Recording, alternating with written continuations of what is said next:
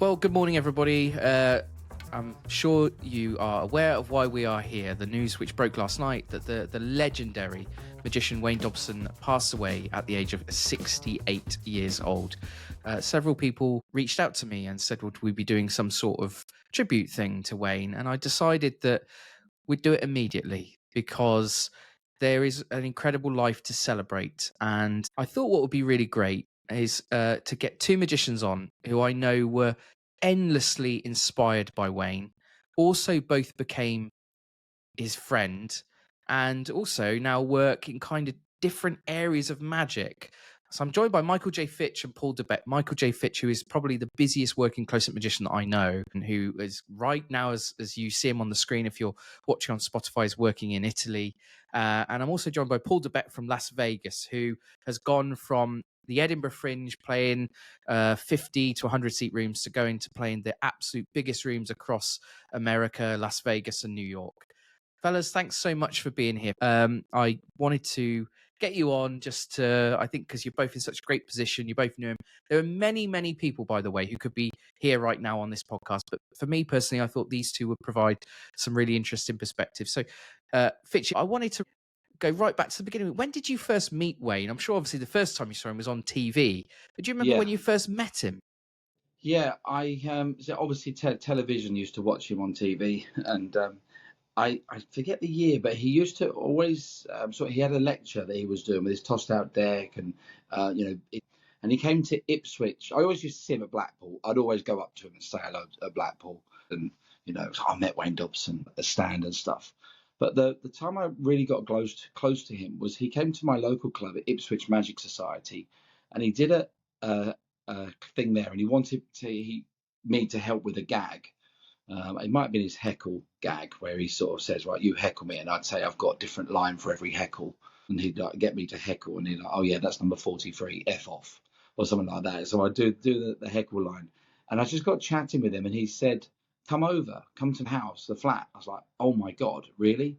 He's like, "Yeah, come and see me." So I was invited to his place, and I was like so excited, and this is how like the big friendship started there. I went there, we got on really, really well. And when he was sort of, having some time with his carers or doing stuff, he said, "Oh, have a look through those videos and see, there's loads of stuff there that's not been seen." And I was putting it all on. I was like, "Wayne, this hasn't been seen. Your lecture's fantastic, but you've got you could do something different." And that's where we created the sort of Wayne Dobson, This Is Your Life type format that we did at Blackpool, we did at FISM, we did at the IBM, and we'd show various clips of his career. And then pretty much every year from there, we were doing stuff together on stage at Blackpool, and it turned into the Wayne Dobson and Friends show, and we would just do like fringy stuff that would never be seen again. It was just done for a magic audience at Blackpool. Some would hit, some would miss, and working alongside so many people, and I knew what we could do, get away with Wayne. He had such a wicked sense of humour, and anything went. And then we used to go to the theatre, go and see shows together and stuff, and have many Zoom calls. And I just become very close. And I feel like I've lost. We all feel so gutted in the magic world, and it's not easy to come on tonight and talk about it, but it feels right. I mean, I feel like I've lost a best friend. I feel like I've lost a father figure and a brother and an uncle and an icon, mentor, all in one person. And that was Wayne Dobson. And I know I'm speaking on behalf of many people who ever met him and spent time with him on projects, feels that void now. Paul, how about for you? Do you remember the first time you met him? And obviously, I can remember watching you at the Fringe for many years. Just it was so clear the inspiration in your work, and I know he used to help you, didn't he, with your Fringe shows and stuff? Yeah, absolutely. I mean, the first time I actually met Wayne was because I was working for a magic dealer, Practical Magic. And Cheryl and Jeremy took me under their wing, and I used to go to conventions, and I would see there this icon that I'd grown up watching, and there he was in the dealer room, selling his creations. So I kind of had this access, but I didn't really talk to him an awful lot. It wasn't until I competed in Young Magician of the Year when Joe Trissini who's gone on to do amazing things, had been tutored by Wayne, and they created an act for Young Magician of the Year. And of course, Wayne was there supporting his friend and his friend's son. Joe's dad is a dear friend of Wayne's too. And so I was just around the peripheries, and I was too sort of nervous to really sort of put myself forward too much. But slowly, through sort of meeting him time and time again at different things, and basically being through Joe's friend, little Joe and me were good pals.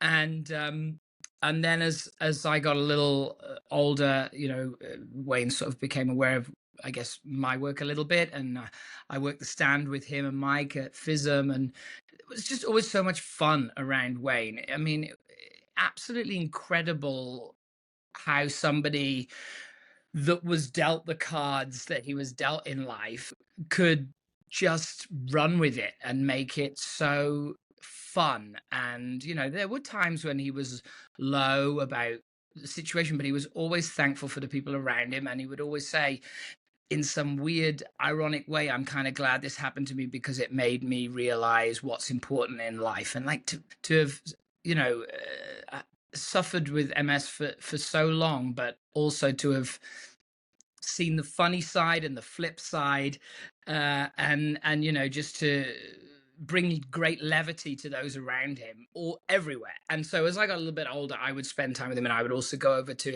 his apartment when I was living in London, and I'd phone him up. I'd be putting together my Edinburgh show, and something wouldn't quite be working, and I'd need another routine or something. He'd be like, do this or do that. And he would just give me things from his repertoire, albeit things that he'd published. But for your idol to just sort of say, oh, do this routine. And I almost, I was looking today actually, talking about bringing levity for it, I couldn't find it, but I have a shirt that's covered in bananas that I almost put on today because, his Bill in Banana routine that he kind of, when I say gifted me, I mean, he gifted it to the world of magic, but he said, you should do this. And I went and did it and worked on it. And I know a lot of people have done it too. And kind of that routine has, I would say, earned me thousands, but more importantly than that, like given me a career and made me understand writing and pace and rhythm and structure and layering, and then to take that thing that's already amazing and go and do it for yourself and come up with your own version and workings, and then to be able to go back to not only your idol but your friend and then go, hey, I've added this or that, and for them to say, oh, that's really cool, was just a gift. He never stopped wanting to learn and create, and even when it got harder and harder and harder, you look at like his Look No Hands, his book, I like the magic in there is really strong. Yeah. And it's all magic that you could do without involving touching the deck or the props or whatever. It just amazing. I think more than anything, a lot of people maybe didn't know that we were kind of close, and unfortunately we haven't talked for quite a while. Nothing other than life, I've been out here in Vegas and on different projects and stuff. It got a little harder to schedule time to chat and stuff, and you always regret not picking up the phone.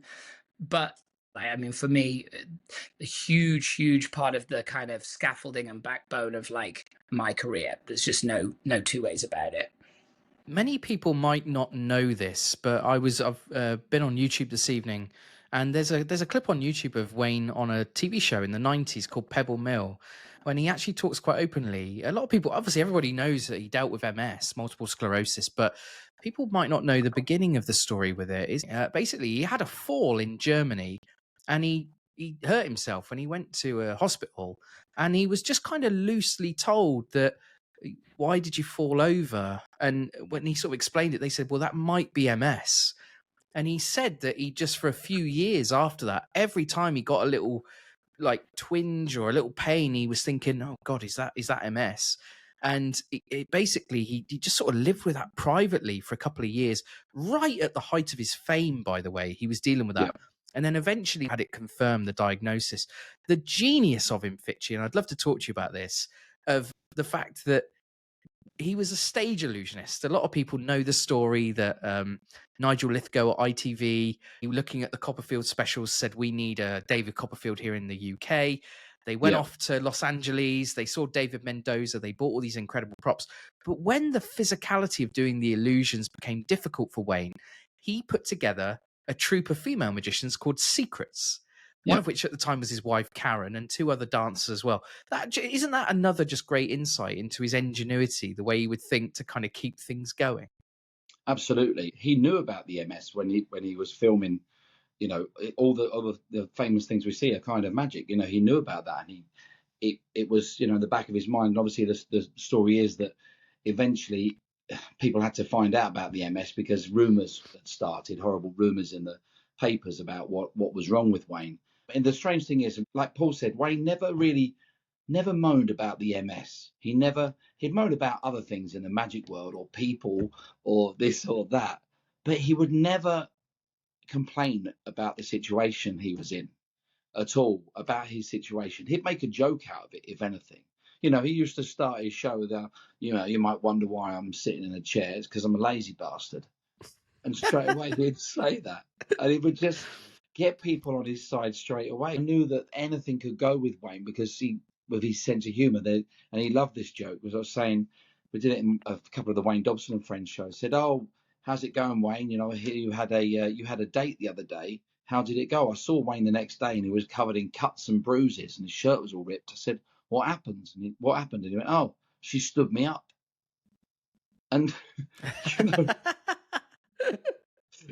literally, you could run any jokes like that. But yeah, absolutely. Like Secrets. Sorry, going back to that, it's just triggered that thought of there. And he with Secrets. Yeah, I remember seeing him at, I think it was an IBM in Llandudno convention where he absolutely caned it, and he was doing the whole show sitting down. There'd be a blackout. Do you remember? There'd be a blackout, and then and the warmth in the room, the love in the room, when the lights would come on, and he's sitting centre stage, and he'd be Wayne Dobson. But then it would go off, and there'd been the Secrets that the girls would do all the illusion stuff, but he was just still so funny, just sitting in a chair, got his timing exactly the same, and he was doing that till the very end. I mean, even like with the shows we were together, he physically, he used to be able to move his arms, didn't he, Paul? You could do certain things with his arm, do this, and it got more limited and limited. But he's still, his sense of humour and his one-liners, we'd have the mic ready, and he'd just literally kill it. You're doing a piece with him, and there'll be a bit that's not rehearsed at all, and he'll just have a one line, and he would say it and bring the house down. It's just, but what the amount of love there was for that man, and that Llandudno gig for me really stood out. That IBM gig, I remember seeing it, and he just absolutely, I think it was tossed out deck or something like that. He would do all the lines, go around with sitting down, but he was just pure magic, incredible. Yeah, to just kind of build on that as well. I knew Wayne when he was in this world of, yes, still being very creative and still running a business along with Mike, who deserves, Sullivan, who's of course is worked tirelessly also with Wayne. We're so thankful to him. But it's easy to think about what a great human and what a kind and fun guy he was, but to add to your point, like as a creative, as an artist, and certainly in those earlier days as well, such an understanding of theater and theatrics, and so smart, and so those early shows before, when he took the choice to sit down on stage, you would just believe it was a stylistic choice. You wouldn't know in those early days that it was the MS, and always knowing that that's going, you're going to move the target a little bit, and you're going to get ahead of the game, but it's knowing with that condition that it's going to catch up with you. You're going to have to continually evolve, and so many people would just give up. Just so tenacious to understand, how can I present this? How can I move with the times? And like I say, one of the biggest things for me was, he was hilarious. Yes, he had like this Rolodex of one-liners, but his understanding of theater and theatrics, and it was Fitchy talking about him just being sat there in that chair. Well, the lighting that would have been put into that little moment, and the music and the timing of that, and I can remember watching him do his detective character, and the end of the routine, this case is blackout, closed, you know. And I just remember those little beats, those little theatrical buttons that you might not know if you don't know the craft, but to watch them and just go, man, that's so on the money. That's timed so well. And for me, that was the thing about Wayne. Yeah, he was hilarious. Yes, he was a great club act, but just him and, you know, that Royal Variety performance, him and two volunteers, or him and basically a magician's insurance policy and a cigarette, or, you know, and a hat. And I remember talking to, I think it was Bob Kohler, I can't remember exactly, but some of the guys out here in America that were working like the big corporate scene in the kind of 90s, and you know, the magicians were doing big shows for corporate events, and Wayne was one of the few people that would get flown out for these events, and everyone else is in the pinstripe business suit, and Wayne's turning up in this kind of, it looks dated now, but, you know, short cut bolero jacket, or it's probably coming back in, but he'd be sort of dressed totally more of the time. And I remember Bob saying we were all in our pinstripe suits with our briefcases waiting to go on, and then here's this kid that just walks on and just slays at some big corporate business morning meeting, 2,000 people for a big software company or something. And just with charisma and a card force and a cigarette vanish, but a whole big bag of theatrical tricks that were just like, would go so unnoticed. But that was the genius of him, I thought, was being able to take somebody there and then bring them to pathos and theatricality without feeling like there was a weird gear change. It was just really, really smart. I'd like to add to that, if that's okay, which is one of the things I don't think Wayne was ever given enough credit for was his versatility as a magician. He took those theatrics throughout every aspect of magic. If you look at his career from right when he sort of takes it full circle, actually, because he starts on Blue Peter, that's his big break, with Coin in Bottle. But then, of course, the Royal Variety comes. He's a stand-up comedy magician. Then he gets the big break at ITV, a big illusionist. Then this gets forgotten. He had a pilot TV show with ITV that was stripping it all back. It was called Wayne Dobson Close-Up, showing him as a close-up magician. So you could say he kind of went full circle. Then the illness takes hold, and he has to reinvent himself as ultimately a creator for the rest of us, because he can't perform to the level that he was able to before. His versatility, Fitchy, was something absolutely incredible, wasn't it, when you look back at it all? Oh, 100%. Yeah, he knew like every part of the craft, as was mentioned. I mean, just that comes to mind when Paul was talking there. Leon Fisk has got so many incredible stories. Leon was a very, very, very good friend of Wayne's, and his wife Mary, we lost Mary sadly a few years ago. Mary was one of Wayne's lifelong friends and managers as well. She used to manage him, but Leon used to manage Freddie Starr, and he's got so many incredible stories. I think you should absolutely have a chat with Leon Fisk in future as a special, because it would have to be you have to have your bleep button ready, because Leon's got some very fruity language, but he says it without offending people. But Leon used to manage Freddie, and he remembers first seeing Wayne, and he said this young lad turned up with a carrier bag, and literally used to have his act in a carrier bag. Like Paul said, he'd just have minimal things in there. It would be, a pack of cards and a banana and, just a couple of basic things in a bag, and he would just absolutely kill it. But yeah, Leon's a good one to speak to in future. There should be a special to talk about that. But his versatility was just incredible. His patter, his 5-card opener. I mean, there's so much we could talk about with Wayne's stuff. And when Wayne's 5-card opener, right? A lot of this stuff, a lot of you magicians watching this have got Wayne's booklets or books. Go to those books and have a look through. It's tried and tested.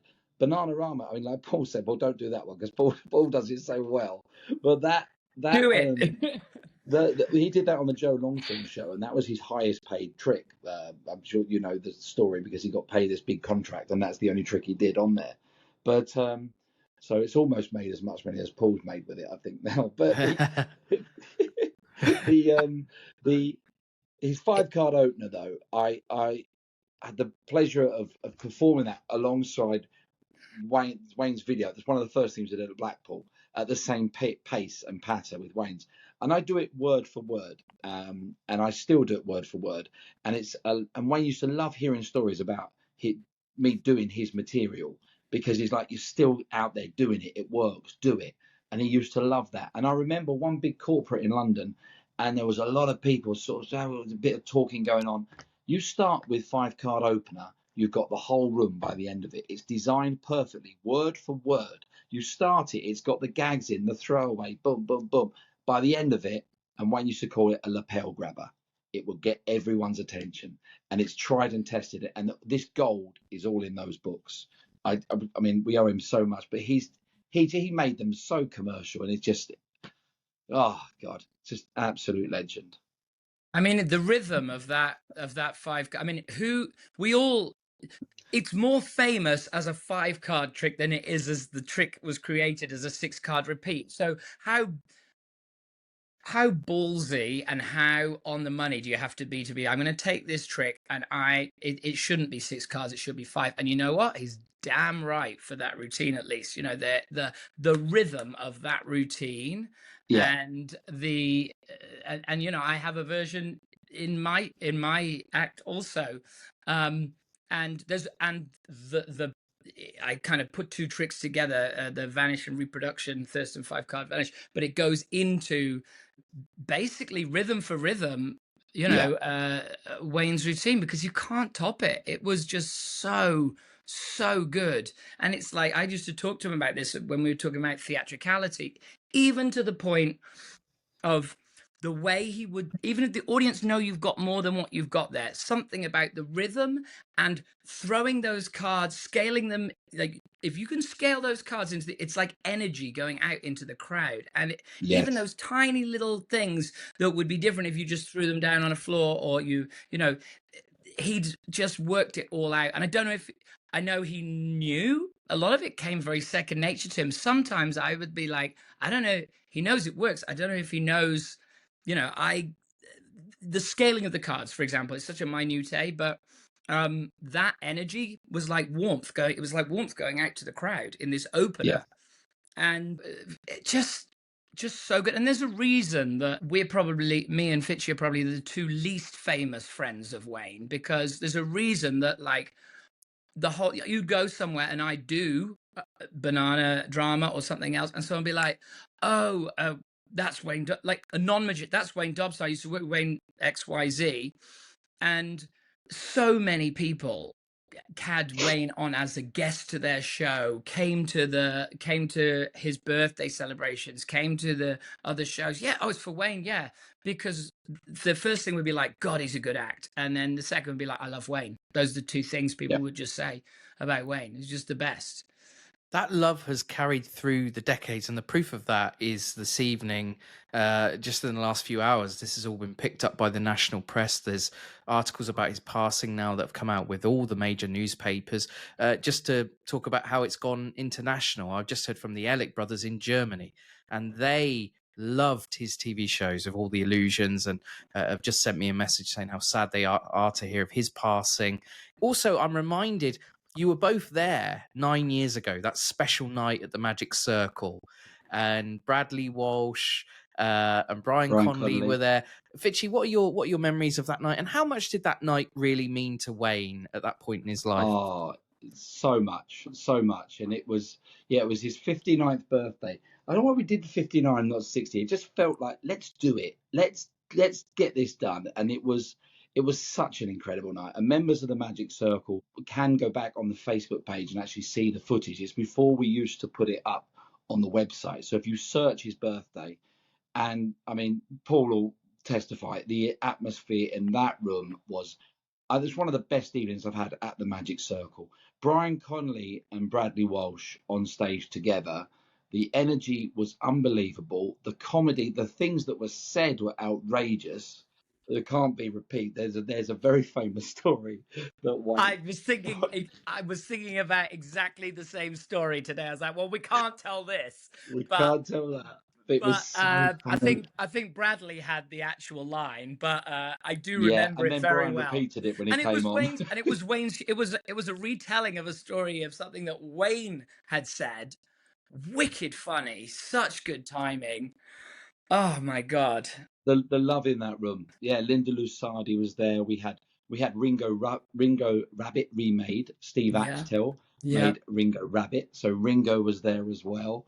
Uh, it was just incredible. Everyone involved on that. I think you've got a team photo, Richard, to put up and show everyone involved in that. The atmosphere in that room was right there. It's electric. It was superb, and we raised money for the MS Society that evening as well, and Wayne absolutely loved it. And I think that's the nice thing. There's so many incredible friends around Wayne. Mike Sullivan, what Mike has been doing with the business is unbelievable.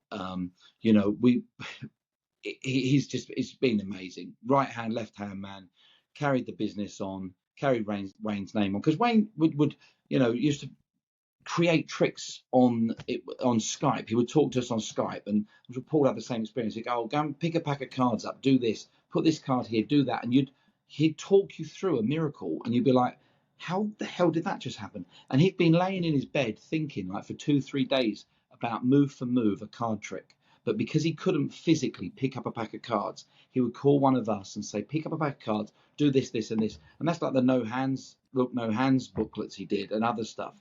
And Mike has been incredible, with the business to keep it going. And Wayne's been creating stuff right up to the end of it. And still, I know there's things in notebooks that haven't come out yet. And I'm sure, Wayne's name will carry on with this incredible material.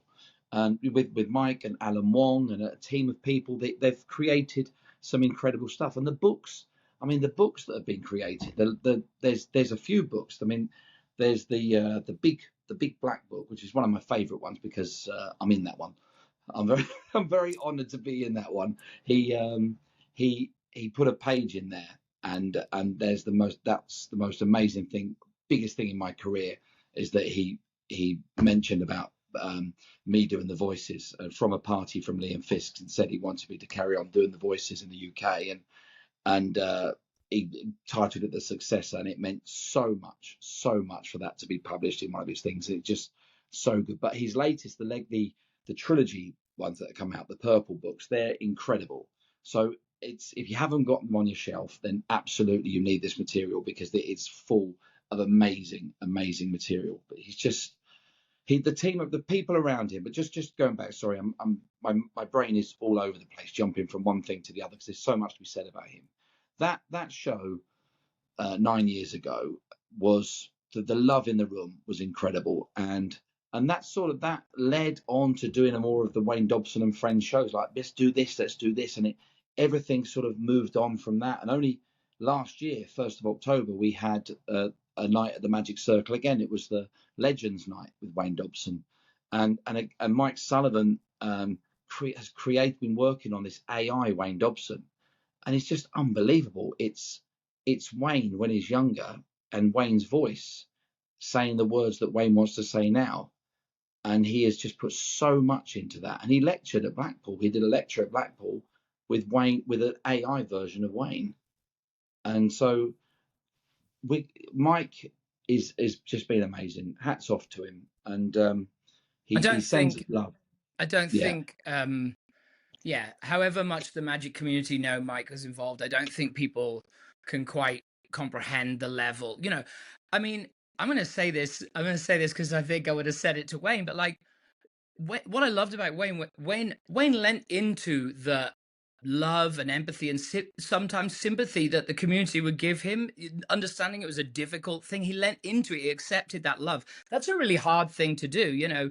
Sometimes people sit on one side or the other, woe is me or leave me alone. He knew that the community wanted to embrace him. He lent into that, but at the same time, don't forget, like, Wayne was a savvy business person.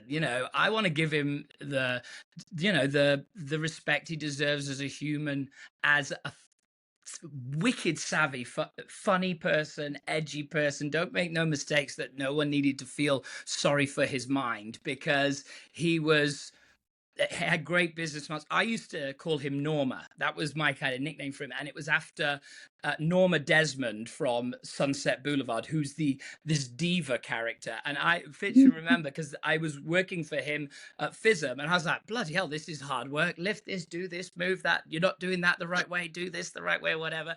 And I used to rip him anew, and I was like, all right, Norma. And then, he'd come in.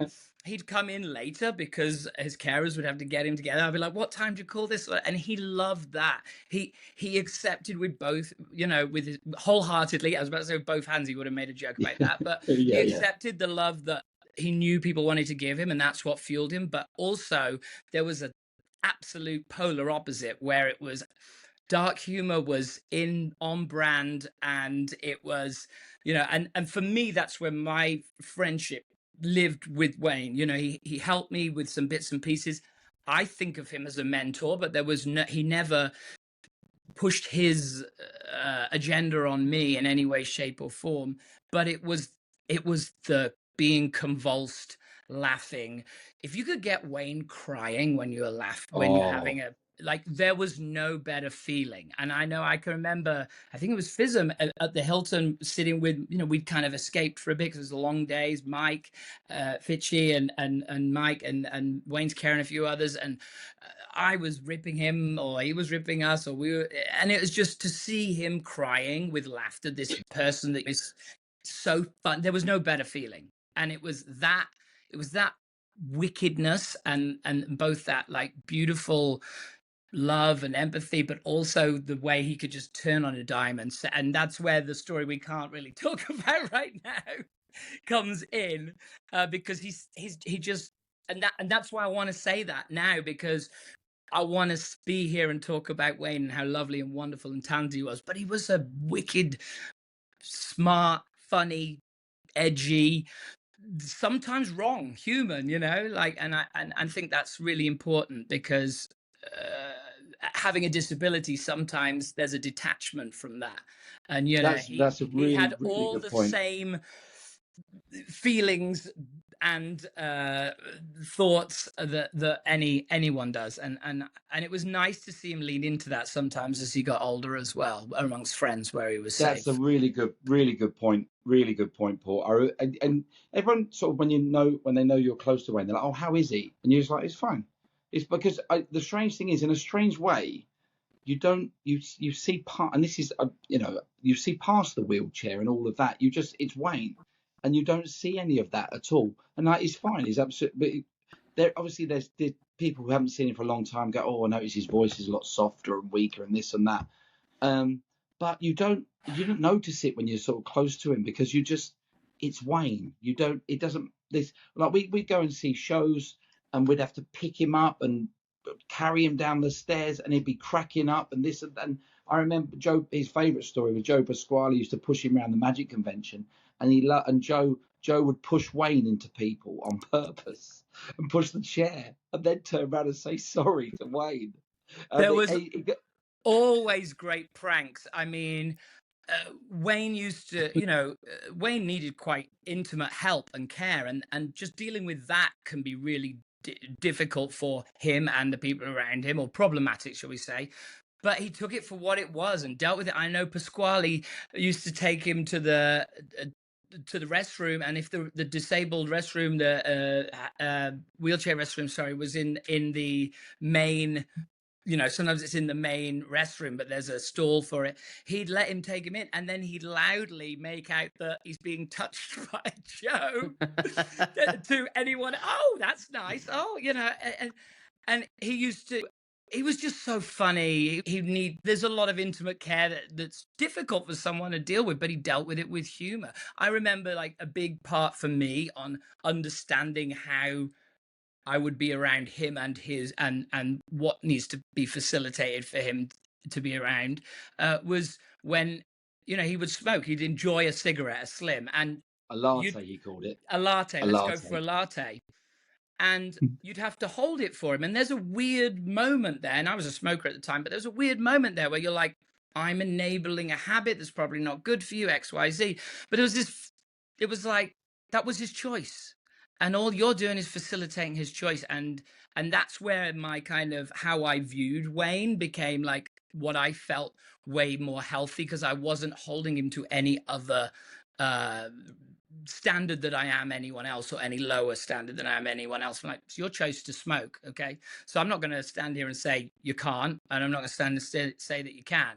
He managed to live out his days with as much level of independence as he could with what he was dealt. And that's like, I think aside from all the magic, I think that's for me the thing that will yeah, will live on.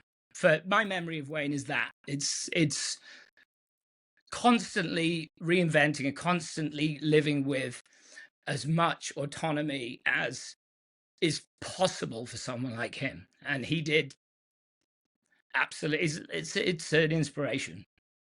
I'd love to share two things, my experience, if that's okay. The first one is a mischievous story like what you've just shared about him apparently at a posh drinks reception, and he drove his wheelchair at full speed into the table with all the champagne glasses on. They knocked them all over. And of course, people come over and go, "Oh, are you okay?" And he went, "Oh, I think I'm all right."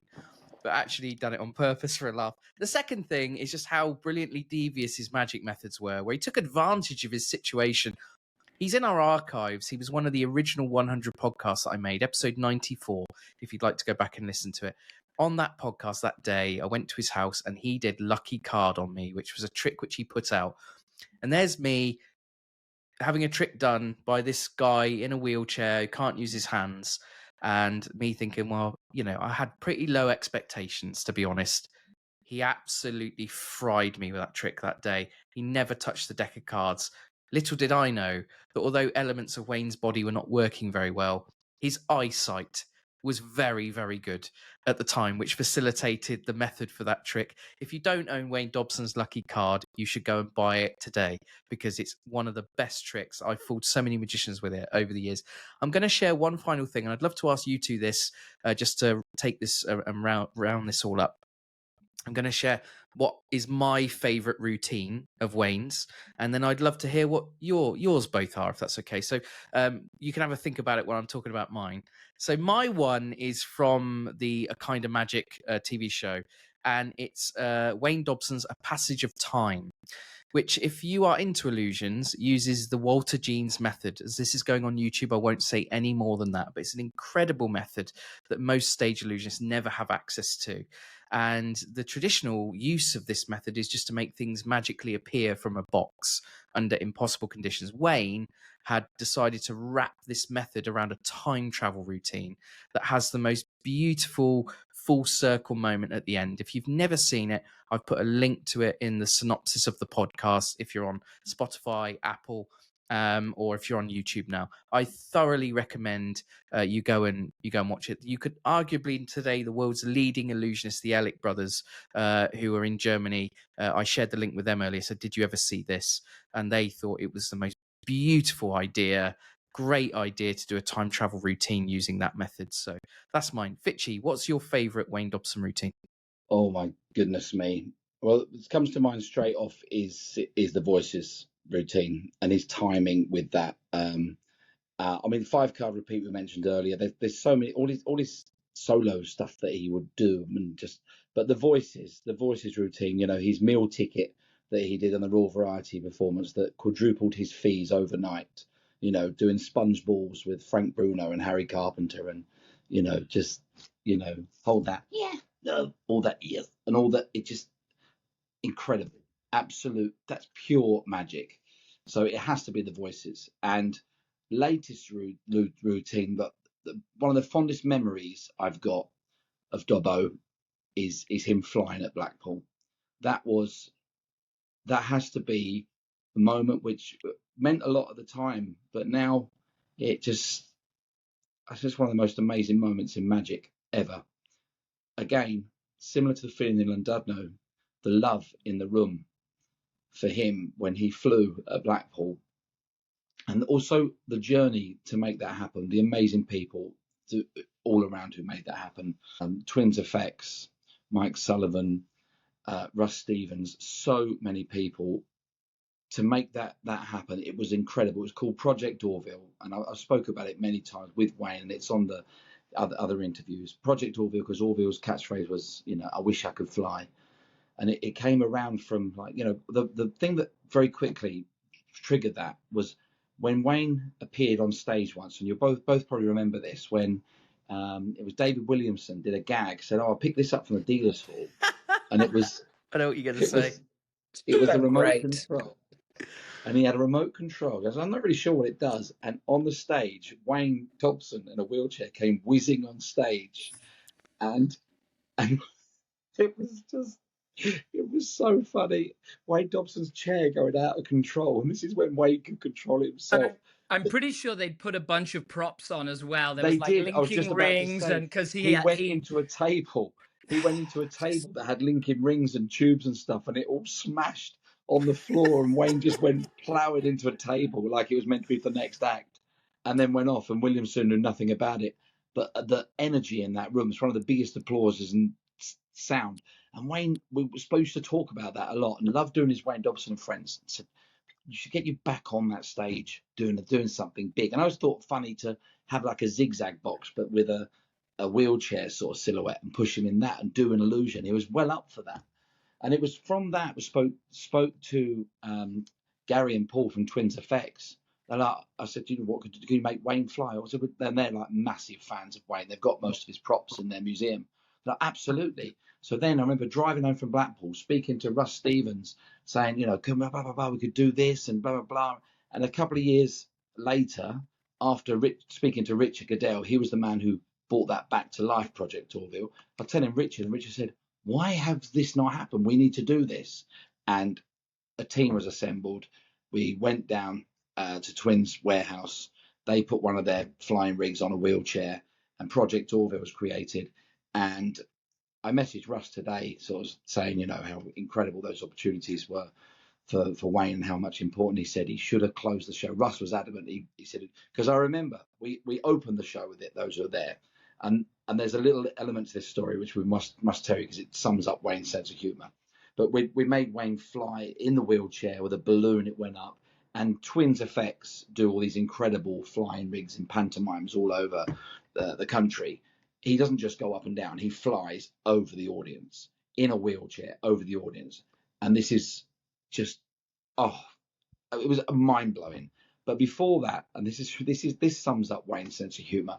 We were in the warehouse talking about something amazing, and I showed him this clip of Sacha Baron Cohen at an awards when he pretended that there was a woman in a wheelchair meant to have Charlie Chaplin's cane, and Sacha Baron Cohen's getting this comedy award from Charlie Chaplin's relative, who's a little frail lady in a wheelchair, and he takes the cane, so oh thank you, and he does a funny walk with the cane, slips onto the wheelchair and pushes her off the stage at this awards.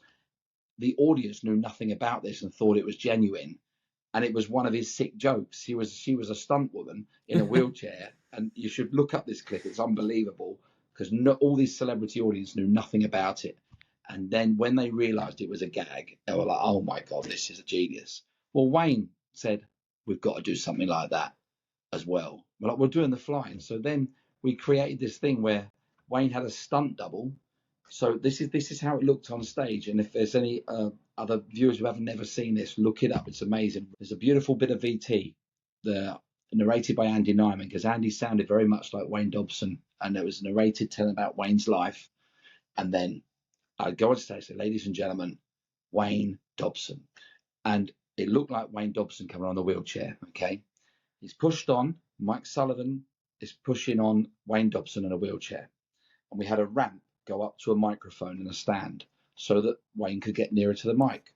But the ramp, he went up the ramp, the front wheels went over, the wheelchair fell over, Wayne falls onto the stage. The the opera house, there was like that, everybody, like thousands of people going, there's some sickos laughing straight away because there's magicians anyway. So you get a few people laughing, but there's this energy and like, oh my God. And Richard Goodell, like he choreographed the whole thing. He's like, run over there as if something really bad's happened and wait longer than you think. And I'm kneeling down next to him, and there's this unbelievable energy in the thing. And then when the time's right, I tapped, and Keith, who played his double, got up and I did a couple of jumping jacks, stuck his fingers up to the audience and ran off, right? And then it's this feeling of, oh my God, he's got us. And I said, Wayne's always wanted to do that gag. But seriously, a little speech about Wayne, here is the real Wayne Dobson. And then the curtain would go up, and then Wayne is in the wheelchair with the balloon, and the rest is history. So that moment, because of the teamwork, because of the love in the room, and because of Wayne Dobson, will be the most iconic moment I think I can think of. And he was in tears backstage. He was so pleased he got to do it twice because there's two houses, and he loved it. It meant so much to him. And this is towards the end of his career. You're thinking he's done all this stuff, and he performs his biggest illusion in a wheelchair to thousands of people who absolutely love him. So a huge thank you to everyone involved in Project Orville, because that was so, sorry, favourite routine, a long answer, but I had to mention that in this because that's iconic, that moment. And that is due to this friendship and love from everyone around him to make that happen. Paul, how about you? I mean, I think it would be wrong of me to even tell you just my favorite routine after that. I mean, I think Wayne had a saying, and I might be paraphrasing, and correct me if I'm wrong, but I think this actually does rings true. It used to say about TV magic and how it changed. You know, you could produce a mouse from a matchbox if it was on TV. You could make it something so small feel like the biggest illusion because you're working. This is trailblazing times. You know, that's that real TV era of magic, and they were finding ways to present live magic on TV. I think like that's the best analogy for Wayne, because I don't think it was TV. I think it was just there was so much heart and so much thought and so much care and wicked talent that man could produce a mouse out of a matchbox and make it feel like a huge stage illusion. And I felt like that with Sam Shovel. You know, it was a trench coat and a trilby and a cigarette. And he did lots of different tricks in it over the years. It was normally some form of a shaggy dog story with a card force or something. But the music, the lighting change, the pathos, and like I say, that way he used to do that final line, something was under my nose, no need to look further, this case is, light goes off, close. And I just thought, I remember watching it gives me goosebumps now, just that understanding of theatre and entertainment. And I think, you know, it gets bounded around a lot with people that are like, oh, sometimes it's just like, oh, I only need a few props because it's all about the journey. But Wayne had not only put the time in the magic and later in life more and more into creating original magic, but that same level of technician and surgical work into how to present things. And I think so much of what he did had that amazing pathos, whether it was comedy or something a little more serious. And I remember him sitting me down and like pitching bits of material to me, like unfinished stuff he hadn't done, you know, using me as his, like, probably did it with Fitch too, you know, he had things he would gift you stuff that he's done. He's like, oh, I used to do this gag, you should try this, or you should try that. And I remember him pitching me one bit that was a gag. It was like, oh, you walk out on stage and you say, you ever seen the trick where a magician, you know, shows his hands empty and then produces a pack of cards, and you do it and you go, I don't do that, and you throw it away. And then you would come back into the show later and say, have you ever seen the trick where a magician has a handkerchief and turns it into a cane? I don't do that, but you'd be doing the trick. And then the final line would be, you know, did you ever see a magician come out and you would do the thing and you'd go, I do that. Good night. And the way he pitched it to me with that pathos and the delivery, even though he could hardly speak, I was like, and I spent 2 years trying to make that work for me. I couldn't. Like, he made it work in his living room at home. He just had such pinpoint accuracy when it came to like entertaining a crowd and a sixth sense. And so I could anything Sam Shovel would be my even though I've made a living off banana drama my entire life, and I'm very grateful to him for it. Paul, Michael, thanks so much for doing this and being here. It's a very, very sad day for Magic, but the celebration of his life can begin right now, and I think we've hopefully started that with this little chat. I think the lovely thing to do, if you've got time right now, is just to, you're on YouTube, you're on your device, just go and watch these routines we just talked about, and let's start to celebrate his life. Wayne Dobson, who died yesterday at the age of 68, 2 days after his 68th birthday. Thanks very much for listening. We'll be back again soon. Take care. Bye-bye.